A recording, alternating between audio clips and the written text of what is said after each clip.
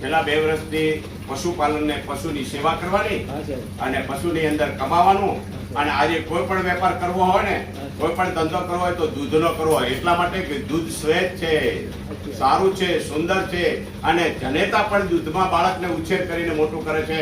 એમ આ પૃથ્વીની અંદર ખૂણામાં ખૂણે જે વસ્તુ માણસ ગરીબ છે, એક ભેંસ ને એક ગાય લઈ બેસે તો એનો સંસાર સારી રીતે ચાલે છે.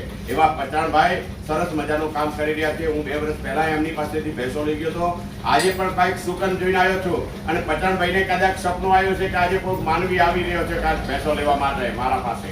આજે હું આવ્યો છું.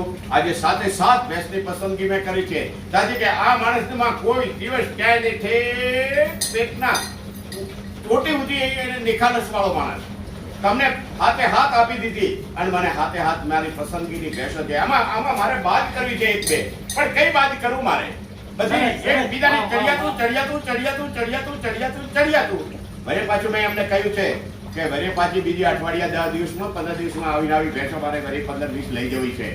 ભાઈએ છાતી ઠોકીને કીધું છે સાહેબ 25 લઈ લેજો. સાથે હું કઈ જેવો તેવો માણસ નથી. મેં પણ ઘણા ઘરનો લોટ ગાધો છે એટલા માટે કે ઘણા ઘરે ભેંસો આપી છે એટલા માટે.